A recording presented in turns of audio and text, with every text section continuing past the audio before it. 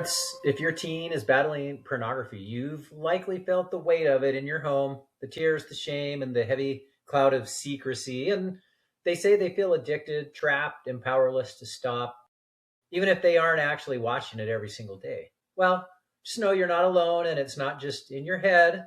Recent groundbreaking research from the last 2 years has uncovered a startling psychological phenomenon that explains exactly why so many value driven teens feel this overwhelming distress. And it raises a difficult and often ignored question. Well, are religious teens actually more susceptible to pornography addiction?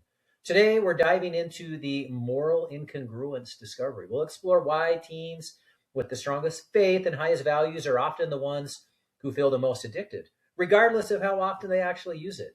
And more importantly, we're looking at what this means for your family's path to real recovery. So stick with me. This could be the turning point that you've been praying for. And why this matters? Well, for religious families, the addiction is often rooted in the shame cycle rather than chemical dependency. And understanding that your teen's distress might be a reflection of their strong conscience rather than a lack of willpower, and is the first step for you as parents towards moving from policing to healing. Welcome back to Parent Guide. I'm Matt Bulkley, licensed psychotherapist with 25 years of experience helping families just like yours break free from pornography's grip on teens. And if you're new here, make sure to hit subscribe and the bell so you never miss any of our weekly updates with the latest tips, strategies, research tools, guidance, and support that actually works. And let's start with the hook that changes everything. Parents, imagine this. Two teens watch the exact same amount of pornography, and one feels mildly guilty but moves on, while the other spirals into shame, secrecy, and feeling completely out of control, like their life is falling apart. Well, why the massive difference? Well, it's not always the amount of porn. It's often moral incongruence, which by definition, moral incongruence happens when a person's behavior, watching porn, directly conflicts with their deeply held moral, ethical, or religious beliefs. And it creates an internal war. This is wrong. I know it's wrong, but I keep doing it anyway. And that conflict, well, it generates intense distress, anxiety, shame, and this powerful feeling of addiction. And recent studies highlight this shift. A major 2026 global investigation in the Journal of Behavioral Addictions, it tested the moral incongruence model across tens of thousands of people from diverse cultures, genders, and religions. And it found that moral disapproval is often a stronger predictor of feeling addicted than the sheer volume of pornography consumed. So moral incongruence moderates the link between use frequency and problems, making the distress much worse when values clash. Earlier foundation work by Dr. Joshua Grubbs and colleagues showed the same pattern. People with high moral conflict report far greater perceived addiction and emotional distress, even at moderate use levels. In a 2025 review after a decade of research, confirmed moral incongruence is a key driver for many. So for faith-based or value-driven families, which many of you are, this is huge. The distress that your teen feels it's not made up. It's real internal conflict that's amplified by their conscience.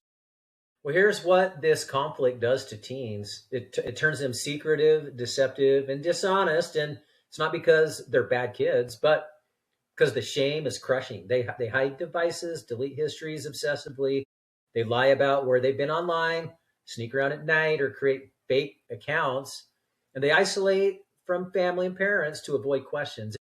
Over time, this erodes trust. It damages relationships, deepens the addiction cycle.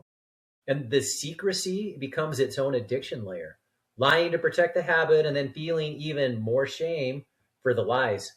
Parents often tell me, well, he's never lied before, and now I'm catching him in all kinds of small lies constantly. Well, this is classic.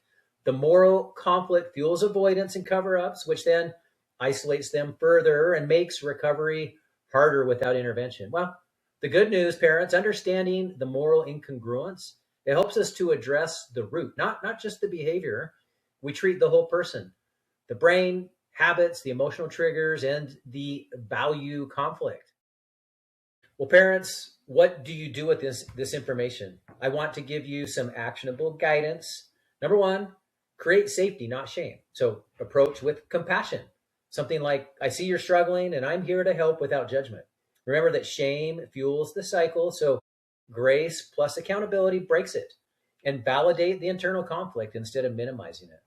Second, use evidence-based tools at home. So start with the Recovery Toolbox for Teens, structured workbook and resource set that's designed specifically for this. It includes a trio of workbooks: the Breaking Free workbook, the Parent Guide, 101 Tips for Quitting Porn, and in there, practical exercises, relapse trackers, pre and post treatment questionnaires, habit building tools, parent guides to help rebuild trust and communication. Families use it for outpatient support or alongside therapy, and it helps teens to align their actions with their values while developing real skills. Parents report it gives them a clear roadmap instead of guessing. You can get it in the bookstore at therapyassociates.net. Number three, monitor and set boundaries lovingly.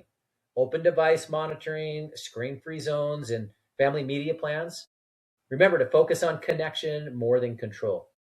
And number four, address the deeper issues. Porn often numbs anxiety, boredom, loneliness, or trauma, and therapy helps uncover those. So teach healthy coping, emotional regulation, and real life intimacy. And for more serious or risky cases, when secrecy is extreme, use is compulsive, grades and social life are tanking, or there's co-occurring depression or anxiety or trauma, consider intensive support.